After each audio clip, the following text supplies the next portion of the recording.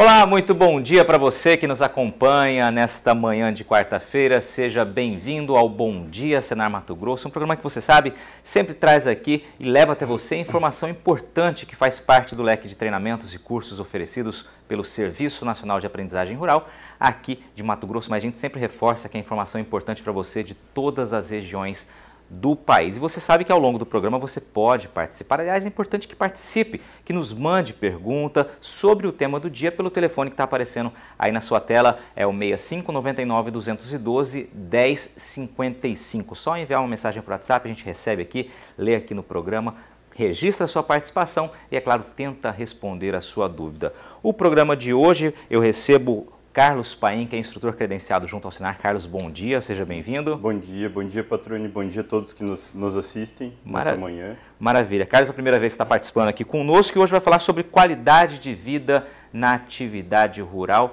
Cada vez mais busca-se essa qualidade, se consegue essa qualidade, mas evidentemente as regras ficam mais rígidas, né? É importante que os produtores, os proprietários de áreas rurais precisem ficar atentos, né, às instruções normativas que regulamentam isso, né, Carlos? Isso, Patrone. Hoje o tema é qualidade de vida na atividade rural. Basicamente a gente vai falar sobre a norma regulamentadora 31, mas vai fazer algumas abordagens em outras, né? E é importante que os produtores que nos assistem, mesmo trabalhadores, saibam que as normas elas estão constantemente sendo atualizadas, o que há algum tempo era aceitável, hoje já não é aceitável, e cada vez mais em busca de uma qualidade de vida nas atividades rurais. Quer dizer, essas atualizações, como você diz, elas muitas vezes se tornam mais exigentes do que eram no passado, como você disse, algumas coisas que eram aceitas já não são mais, por isso é importante estar se reciclando, estar cada vez mais atento ao que prega a lei, ao que diz a lei, ao que normatiza e para evitar, evidentemente, algumas punições. Vamos então começar com a apresentação, Carlos? Vamos lá. Nosso tema hoje é qualidade de vida na atividade rural, né? E para nós, principalmente, visa sensibilizar e conscientizar os produtores rurais, trabalhadores, sobre a importância do cumprimento das normas trabalhistas, segurança do trabalho, né? E outras leis. A gente vai focar mais aqui, né? Como forma de prevenir e reduzir os acidentes e doenças ocupacionais no meio ambiente de trabalho rural, né? Vamos especificar bem que é dentro do meio rural, né? Perfeito. Tá? Então, assim, patrão, quando a gente fala ali de prevenir, reduzir, a gente procura hoje também questão da qualidade, não só prevenir, reduzir, mas se antecipar, né? Sempre se antecipar e sempre tentar trazer algo de melhor para os trabalhadores. Um trabalho mais preventivo aí, né? Isso, bastante preventivo. Antes a gente não pensava tanto dessa forma e hoje a gente investe muito mais na prevenção, né? Perfeito. Tá? Então, nessa apresentação, nós vamos abordar alguns tópicos aí referente à norma regulamentadora 31, um tópico daí baseado na normativa regulamentadora 15, né, que fala sobre insalubridade, com ênfase aí na qualidade de vida na atividade rural. A gente vai mostrar algumas diferenças, algumas coisas que realmente mudam da norma 31 para as outras normas que a gente tem. Um dos assuntos ali a gente vai ver a CIPA, né? A gente vai ver que tem 3 diferenças bem grandes, né, em relação às outras CIPAs. Né? Perfeito. Agora você falou que elas são normas que já existem há algum tempo e que passam por atualização. Eu sei que na próxima tela você traz um recorte sobre isso, né? Isso, então, Patrone. As normas regulamentadoras, né, conhecidas como NRs, né, elas foram criadas até um pouquinho antes de 78, mas elas foram aprovadas em 78. No início elas eram em 28, né? Então veja bem, hoje nós estamos em 36 normas regulamentadoras e a 31, que é uma que a gente mais vai abordar aqui, ela é mais recente, ela é de março de 2005. Então veja assim, recente, mas já tem 13 anos, né? Tá? Não dá pra gente dizer que nunca ouviu falar, não sabe, porque ela já está Agora, dessa atualização da mais recente de 2005, ela também sofre pequenas alterações ali dentro, de lá para cá. Ela sofreu uma em 2011, mais uma em 2013, né? Então ela recebeu algumas modificações, né? A gente tem alguns anexos que foram modificados nela, tornando até mais restritivos algumas atividades, né? Restritivo que eu digo assim, mais documentadas, né? Sobre trabalho com máquinas. E é importante você falar disso, Carlos, porque justamente o Senar tem esse treinamento que oferece aos produtores, oferece aos proprietários, né, às fazendas, justamente porque é uma atualização de 2005 para cá, mais 2, 3 atualizações, né? Ou seja, são exigências maiores e por isso o Senar leva esse treinamento, esse conhecimento para evitar qualquer problema eventual lá na fazenda, por descumprir uma norma que às vezes a pessoa não estava nem sabendo. Não, né? É justamente o que a gente vê, Patrone, assim, os produtores eles ficam muito focados no setor produtivo, lavoura, pecuária, silvicultura, e muitas vezes eles não têm tempo para ler ou não têm conhecimento para interpretar uma norma Essas dessas, atualizações. né? E também acompanhar essas atualizações. Né? Perfeito. Vamos seguindo então, Carlos? Vamos lá. Então, nesse nosso bate-papo hoje, a gente vai abordar a questão da CIPA-TR, né? A importância, alguns dos deveres aí dos cipeiros, como é que ela é constituída. A gente vai ver 3 diferenças para a CIPA, tá? Veja bem, TR ali quer dizer do trabalho rural, né? A gente vai abordar alguns tópicos sobre refeitórios, alojamentos e instalações sanitárias, que seriam referentes já mais à NR24, né? E a questão daí no último tópico lá, só superficialmente sobre insalubridade, né? Como é que é caracterizado. Vamos seguir para a CIPA-TR, então. Isso. Você colocou aqui a TR de trabalho rural, muda muito as normas de uma CIPA, a constituição de uma CIPA do trabalho rural para o trabalho urbano, vamos supor? Patrone, nós temos 3 diferenças, né? A gente vai chegar ali, eu vou mostrar as 3 e vocês vão ver que algumas coisas realmente mudam e bastante. Então vamos para elas, então. Tá? Então, a CIPA, né, ela é a abreviação de Comissão Interna de Prevenção a Acidentes no Trabalho Rural, e ela tem alguns objetivos. Claro que aqui a gente elencou 3 que eu acredito que sejam bem, vamos dizer assim, bem mais primordiais. Né? Então, propor melhorias e adequações às instalações, máquinas ou implementos existentes. Então, se você tiver um equipamento cuja proteção dele já não funciona, já não está eficiente, a CIPA vai fotografar, documentar e tentar verificar a melhor forma de corrigir. Se dá para retrabalhar uma proteção, se vai ter que comprar uma nova. Tá? Informar os trabalhadores sobre os riscos aos quais estão expostos dentro do seu ambiente de trabalho e dentro da sua função de trabalho. Tá? Eles criam um mapa, a gente chama de mapa de risco, né? Então lá eles vão identificar e vão propor ali melhorias também nisso. Né?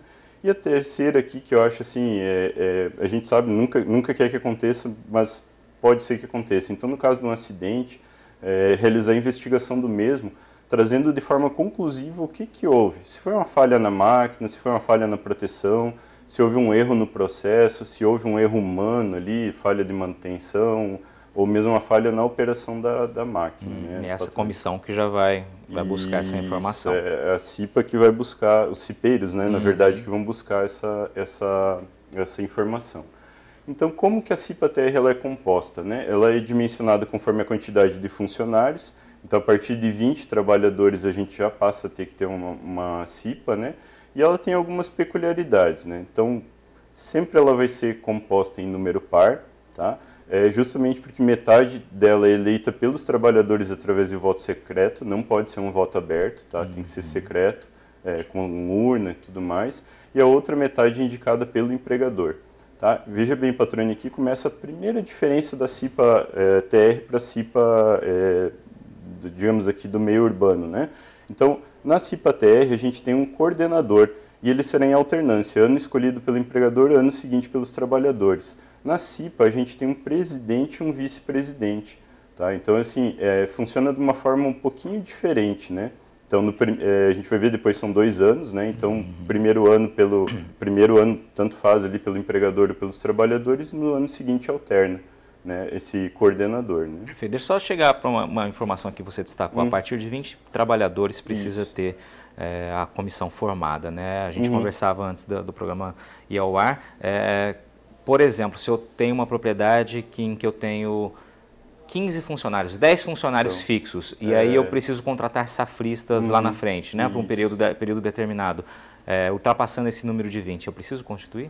Então, a gente vai ver uma situação lá que fala de 11 a 19, e toda vez que passar de 20, você vai precisar constituir a CIPA. Tá? Ela tem uma única exceção, Patrone, que é quando fala assim, que você muda a atividade da empresa. Tá? Então aconteceu de eu visitar uma fazenda aqui no Mato Grosso que eles tinham plantação de seringueira e eles mudaram para soja. Então houve uma diminuição muito grande da quantidade de trabalhadores e para isso eles entraram com um pedido daí junto ao Ministério do Trabalho para redução da quantidade de cipeiros. Né? Perfeito. Tá? Mas a gente vai chegar no outro tópico que complementa essa minha resposta. Né? Vamos lá. Tá? Então, algumas curiosidades aqui sobre a CIPA-TR. Né? Ela tem duração de 2 anos. A CIPA ela tem duração de apenas 1 ano. Então, veja bem, 2 anos e ele pode ser reeleito e ficar mais 2 anos. Então, total de 4 anos como cipeiro. Tá? Todos os cipeiros eles devem passar por um treinamento carga horária mínima, né, bem destacado, ser mínima de 20 horas. Vai contemplar aí a parte de primeiros socorros, combate a incêndio, mas algo assim bem mais tranquilo, né, não é a formação de brigada, né? E vai passar por algumas aulas daí também da parte de saúde e higiene do trabalho, né? Tá? Os cipeiros que forem eleitos pelos trabalhadores, eles têm 1 ano de estabilidade após o término do mandato, né? Então, assim, da mesma forma que acontece na CIPA, tem 1 ano, também tem 1 ano. E aí são duas coisas aqui que a gente normalmente vê que o pessoal às vezes erra, né? Então, as reuniões a gente tem ordinárias e não ordinárias. As ordinárias são aquelas que elas já têm que ter um calendário, já tem que estar marcada. E a norma determina, né, no mínimo 1 ao mês. E deve ser feita dentro do horário de trabalho dos cipeiros. Né? Partir para a próxima tela, então, para a gente encerrar o bloco. Tá. Então, uma curiosidade sobre a CIPA-TR, que é a terceira diferença dela para a CIPA da urbana, né, vamos chamar assim, é que de 11 a 19 empregados, o empregador ele pode ser responsável pela CIPA. Não é usado o termo CIPA, mas sim responsável por essa parte. Né? Então ele pode também nomear um preposto ou um profissional da área de segurança do trabalho. A gente sempre prefere aqui do profissional, porque ele já vai fazer outros trabalhos, já vai poder orientar em outras situações também, né? Perfeito. Como você disse, então são informações importantes, né, Carlos? E muitas vezes acaba, o proprietário, o dono da propriedade acaba se equivocando em alguns detalhes que são, né, vários pontos importantes seriam observados. Por isso a gente está trazendo esse tema aqui hoje, por isso o Senar oferece esse curso, esse treinamento aí. Você que de qualquer região do estado pode entrar em contato com o Sindicato Rural e solicitar ao Senar esse treinamento, levar esse curso até a sua região. E o mesmo, você que é de outros estados do país, pode também fazer o mesmo, buscando aí na sua região, no seu estado, essa informação extremamente importante. Carlos, vamos fazer então uma pausa por aqui, a gente vai para um breve intervalo, daqui a pouquinho a gente volta com mais informações sobre esse tema de hoje. Você é, claro, convidado a participar do programa enviando a sua mensagem por telefone e por WhatsApp aqui pra gente. Continue com a gente, esse é o Bom Dia Senar Mato Grosso, ao vivo daqui do estúdio do Canal Rural Mato Grosso, em Cuiabá. A gente volta já. Estamos de volta ao vivo do estúdio do Canal Rural Mato Grosso, aqui em Cuiabá, ao vivo para todo o país.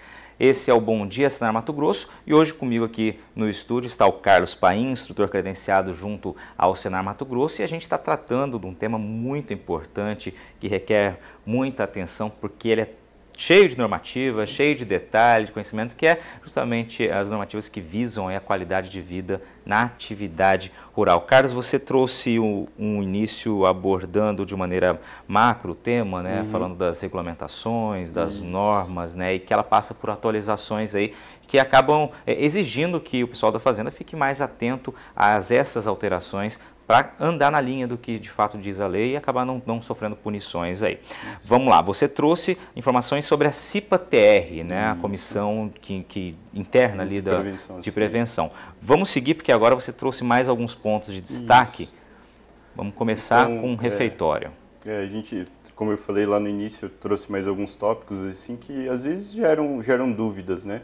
Elas não estão especificamente na 31, estão na NR 24. Então, fala de áreas de vivência, né? Então, os refeitórios, né?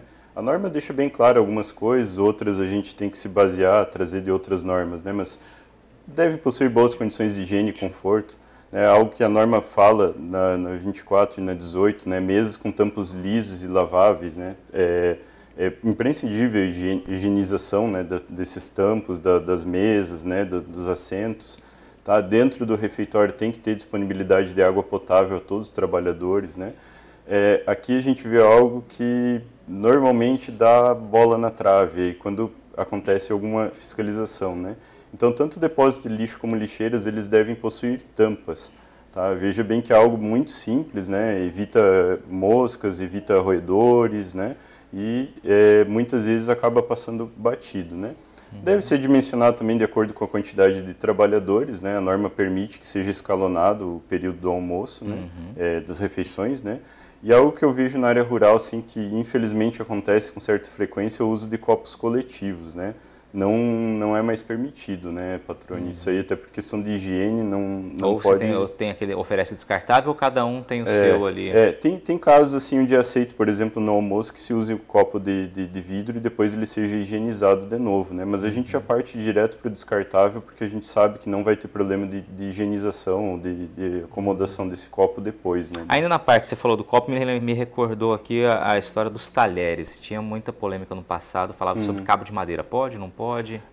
Assim, Patrone, era uma discussão que eu me recordo de ter presenciado várias vezes isso, no campo. A gente dá preferência para aqueles que não tenham, né? Então, que seja um cabo de plástico ou que seja liso. só metálico, mesmo liso, né? Evitar o cabo de madeira evitar porque, infelizmente, ele é poroso e ele pode absorver odores e exalar odores, né? E absorver gorduras, pode configurar um problema, então é melhor evitar. É melhor evitar. Na frente pode... Perfeito. Tá. Vamos seguir porque você trouxe mais informações do refeitório. Então, do refeitório, também é algo que a gente vê muito em propriedades rurais. Às vezes a pessoa tem um animal de estimação, alguma coisa, deixa entrar.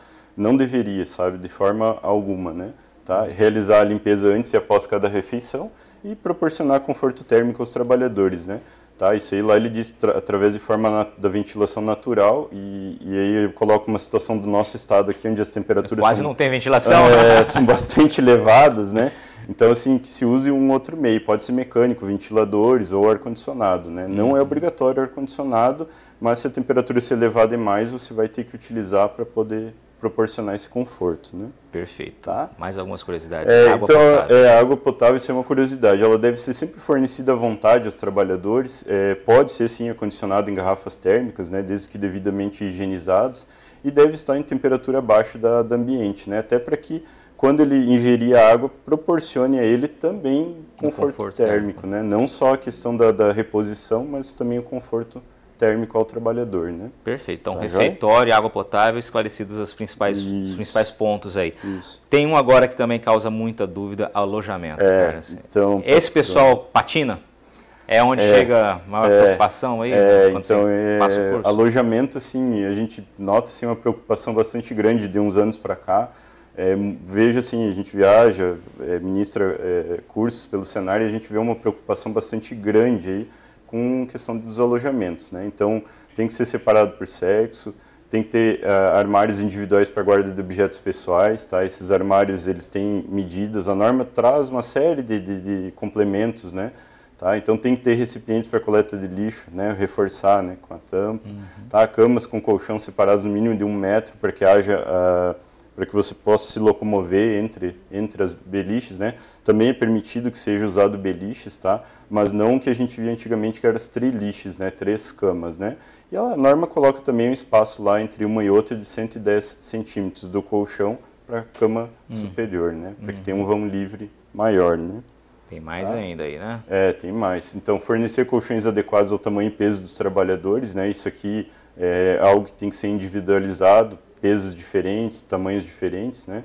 Algo que eu vejo aqui que aí sim, Patrone, gera muito problema e está na norma, uma coisa que a gente tem que cuidar, né? É fornecer roupa de cama adequada de acordo com as condições climáticas locais. Então aqui no Mato Grosso faz muito pouco frio, né? Agora quando a gente vai para o sul do Brasil realmente faz frio e ele deve fornecer, né? De acordo com as condições lá do local dele, né? Outro problema que a gente vê muito comum aí dos alojamentos é a questão da utilização de fogões, fogareiros ou similares no interior dos alojamentos. Isso deve ser evitado ao máximo, né? Pela questão da chama, propagação de possível fogo, né? E até um pequeno incêndio ou um grande incêndio, né? Aqui é importante, o empregador deve proibir a utilização. Aqui quem faz essa fiscalização é a CIPA? CIPA-TR? Pode ser a CIPA-TR, tá? Pode ser a CIPA-TR, pode ser também os próprios trabalhadores, né? Pode ser o técnico de segurança do trabalho, tá ok? na verdade, todos eles têm esse poder de fiscalização e de também coibir o uso, né, Patrônio? Perfeito. Tela seguinte, tem mais uma curiosidade ali? Tem. Então, essa curiosidade está na norma, realmente, assim, até para nós, assim, a gente fica, às vezes, sem entender um pouco, né, mas é questão de regionalismo, tá? Então, as camas, elas podem ser substituídas por redes, de acordo com o costume local, mas tem que obedecer o espaçamento mínimo de 1 metro entre as mesmas, tá? A gente tem regiões onde a pessoa já nasce e é acostumada a dormir em rede. Prefere a rede à cama. Então, claro que isso aí tem que ser documentado, mas pode ser feito. Tem que ser documentado. Tem que ser documentado, né, Patrônio? Que ele está optando por isso, né? Mas sendo documentado não existe problema. Né? Instalações sanitárias, o próximo ponto de dúvida aí, Carlos. Então, instalações sanitárias também gera bastante dúvida, né? A gente trouxe aqui os principais tópicos, né? Então, lavatório na proporção de 1 unidade para grupo de cada 20 trabalhadores ou fração, vaso sanitário na proporção de 1 unidade para cada 20 trabalhadores ou fração, mictório, né, 1 unidade para cada 10 trabalhadores e chuveiro também para cada 10 trabalhadores, tá? Todos esses aqui, Patrônio, todos eles têm medidas, tá? Na norma lá especifica quanto de área, a distância, as medidas, né? Então a norma ela já te traz um roteiro que se você seguir, você não vai cometer erros, né? Perfeito. Tá, ainda das instalações sanitárias, né, a porta de acesso tem que manter o resguardo conveniente, não pode ser visto, né, ser separados por sexo, estarem situados em locais de fácil e seguro acesso, dispor de água limpa e papel higiênico. Né. A gente vê muito essa questão do papel higiênico também, que às vezes a disponibilidade não existe, né, e ela deveria de existir. Né.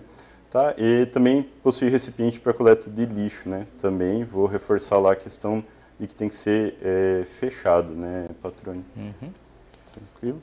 Vamos seguindo, então. Tá, então, insalubridade. O nosso último tópico aqui vai ser explanado bem superficialmente, né? A gente vê que gera algumas dúvidas aí na área rural, tá? Então, no caso, ela pode ser caracterizada de três formas, né? Então, existem casos onde é caracterizado pelo contato direto com agente nocivo, né? Eu usei o termo agente nocivo, mas seria o que causa, né? Tá? A exposição estiver acima de um limite de tolerância que é estabelecido por norma ou comprovado através de um laudo de inspeção no local de trabalho. Né? Daí tem que ser um médico do trabalho ou um engenheiro de segurança do trabalho para ir até o local e fazer essa avaliação. Né? Perfeito. Tá? Quando comprovada que existe insalubridade, Patrônio, ela deve ser pago um adicional. Tá? Veja bem que esse adicional ele é em cima do salário mínimo regional, conforme norma. Né? A gente sabe que existem outros acertos aí de sindicais, mas eu não vou entrar nesse mérito, vou focar na norma, né? Então, 40% para insalubridade de grau máximo, 20% para insalubridade de grau médio e 10% para de grau mínimo. A gente tem uma tabela dentro da norma que identifica o que é cada grau, né, para onde vai servir, em qual situação. Então, você sabendo que é insalubre, você vai só procurar enquadrar isso aí, né? Perfeito. Tá? Veja bem que é um adicional, né? A gente vai ver lá que, às vezes, a gente pode neutralizar isso aí. Como aqui, né, um EPI muitas vezes pode ser suficiente para neutralizar essa condição insalubre. Gosto sempre de citar aqui a questão de ruído, né? A gente tem um limite pela nossa norma, 85 numa escala chamada decibéis, né, Bell, que a gente usa a 10ª parte.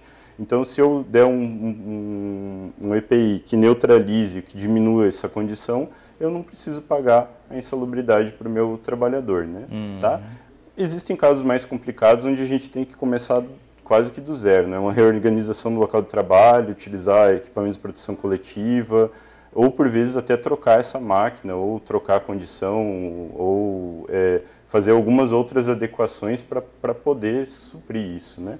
Tá? É interessante só assim frisar, Patrônio, que o adicional de insalubridade ele é pago ao trabalhador, mas que ele fica feliz de receber, mas não é algo bom, tá? E assim, todas as empresas estão hoje tentando se adequar para que a questão não é só não pagar, mas é melhorar a condição. Você está expondo, né, de alguma forma aquele trabalhador. É você melhorar a condição de trabalho dele, né, para que ele não esteja exposto a algo que vai fazer mal. Como você frisou aqui, às vezes a própria utilização do equipamento de proteção individual pode evitar esse risco, né, evitar evidentemente ali a parte. Então assim, havendo daí a neutralização, a eliminação da condição insalubre, o empregador pode cessar o pagamento do adicional, né.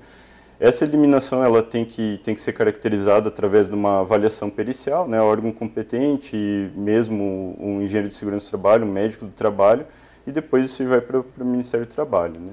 Perfeito. Carlos, acho que está mais do que explicado, são, como você disse, pontos de destaque e são pontos que, como você disse, geram mais dúvidas quando vocês passam esses treinamentos, né? Patrone, gera muita dúvida, a gente vê assim que hoje a cabeça dos produtores evoluiu muito, assim, não só em termos de vamos produzir, mas vamos produzir com qualidade, vamos produzir com mais segurança. Hoje, através dos treinamentos, a gente vê a conscientização tanto deles como dos trabalhadores em utilizar os EPIs, buscar outros meios de produção, né? Tá? Então, realmente, assim, os produtores estão, de uma forma geral, de parabéns, porque estão conseguindo se adequar, né? Em pouco tempo a gente vê essa adequação. Perfeito, Carlos. Obrigado pela sua participação. Fica mais uma vez o lembrete que o Senar está à disposição oferecendo esse e outros treinamentos que envolvam aí normas regulamentadoras, no caso aqui visando a qualidade de vida na atividade rural. Para você que nos acompanhou até aqui, muitíssimo obrigado pela sua audiência. Continue conosco acompanhando a nossa programação e quarta-feira a gente está de volta no Bom Dia Senar Mato Grosso ao vivo daqui de Cuiabá. Até mais!